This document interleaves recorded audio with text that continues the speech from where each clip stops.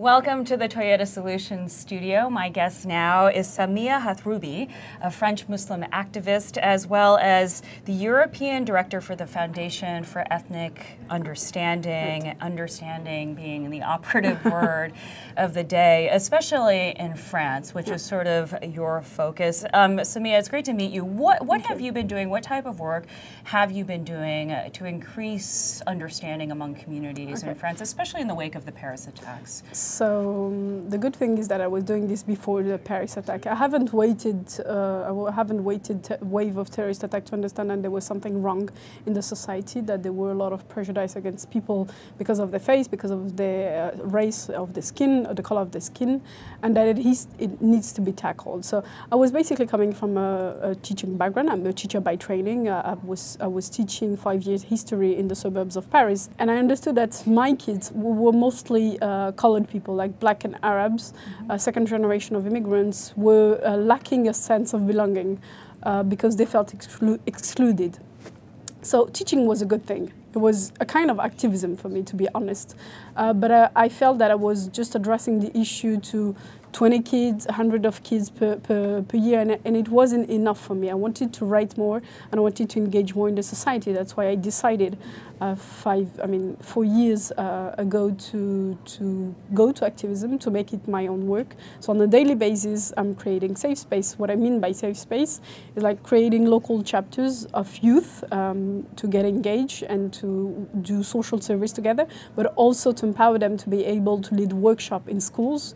Those workshops I aimed at tackling prejudice based on base and to understand better. I was talking about secularism, laicity. Laicity is a beautiful tool, and we're trying to empower young people from very diverse backgrounds, social backgrounds, faith backgrounds, to engage together, to work together, and to basically build the new leaders of tomorrow. What are the barriers, especially, when you talk about the venues, I think of them as being portrayed as being very segregated, that there is Muslims here, that there are Black French people here, and Jewish people over here. Is there a geographical problem that's creating a lack of conversation and understanding among communities in the Paris suburbs? Is that what's happening? Yeah, I mean, basically, those people didn't decide to live on their own. They didn't decide to segregate themselves from the majority community, from the national community. They have been put there. I mean, just to give you a short example,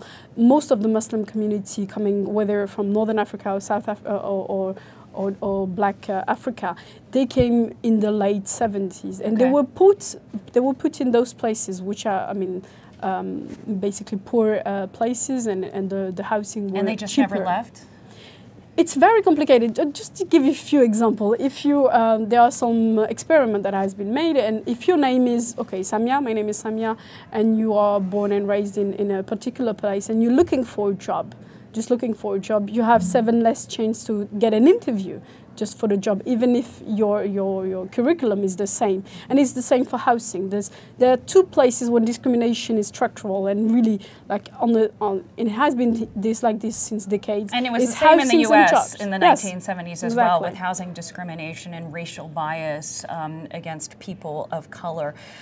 So again, when you were a teacher in the suburbs, you started identifying among your students this sense of what you lack of belonging to the national community. How does that, and do you view that in your research as being related to radicalization? I mean, a little bit. Basically you have 2 narratives, and you have 2 ways of explaining this radicalism coming from the Muslim youth. The first fact is that you have this sense of exclusion. I mean, when you feel completely outcasted from the society, when you feel that your identity is not really taken in account into the national narrative, you will say, I hate you. And how could I hate you? By killing you, by turning myself towards my own community. Some people will feel Some that way. people will feel like this. Not all, thanks God. And the second reason is really like, I think there is a war within Islam. Like, there's a war within Islam between those who are using the religion into an ideology that kills, which is the case of the leaders of ISIS. But the young kids who are like really the ones who are coming from the Western country are just used, and they understand absolutely nothing from Islam. It's quite interesting to see that most of them don't speak Arabic, even when they do video. You know that ISIS has a press company, let's say, or press. They have their own channel. Exactly. They have their own magazine. And when you hear the French, you see that they can barely speak Arabic, and they don't go to ISIS through Quran. That's important. They don't read Quran and say, okay, I got the truth. I need to kill everyone in Syria and Iraq. No, they go to ISIS through this fascination of jihad, which is the holy war, but also this fascination of rupture within their own community. I mean, 30%, it's interesting to see that 30% of the people who join ISIS, whether it is in Belgium, in Denmark, or in France, are coming from converting themselves. Right. They weren't born and raised as Muslim.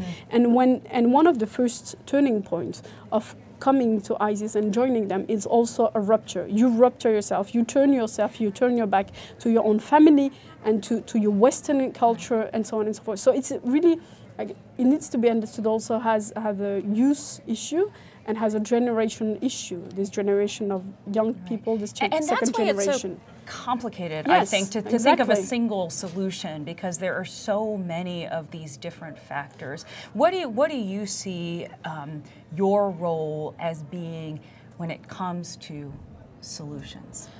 I think one of the issues that, de-radicalize people doesn't work. There has been a lot of reports, whether it is in UK or in France, we wasted a lot of money and energy in thinking that we could de-radicalize people who have already been completely brainwashed. That's my first point. The second one is that we need to do prevention of radicalization, which means that we need to empower young people and not to say, we need to empower them to be the leaders of tomorrow, of even today. They completely need to be part and parcel of the society. And I think it's interesting to see in France, for instance, that there are two kinds of extremism coming from the ideology of Islamists, and the second one is the far right wing. It's interesting that there's a high rate of young people going and voting for Marine Le Pen. One of the youngest member of the parliament is not from the Socialist Party or the right, she's from the extreme right. That gives you the sense of what's going on in youth today. And if you don't empower them and don't give them the capacity to be actors of today, someone else will do. Yeah, that strikes me as you talked about the two extremist problems, potentially being the far right and then the potential for using Islam and for jihad and is part of the problem that we just pay too much attention to the extremist voices and ignore the more moderate voices, either within Islam or within conservative politics? I think, to be honest, it's not really bankable. It's not sexy. Not sexy to be like moderate or to bring solution or to have a long-lasting work. It's funny to have punchlines. It's funny to be on the headlines, and we put on headlines people who are extreme because basically they put likes and comments and so on. It's not really sexy to have someone like me who on a daily basis go in suburbs, go to do workshop, to engage with different communities. It's less sexy, so I can understand why. And yet you're doing the work. You're on the ground, and you're engaging in these communities. And I try to bring my voice in many different audiences, so people can really feel what is going on in real. Like Justin Trudeau was talking about real people. Let's give them their voice and let's really talk to them instead of talking off them. Let's have these tough conversations. Samia Hathroubi, thank you so much. I wish you the best of luck with all of your work and your activism. Thank you.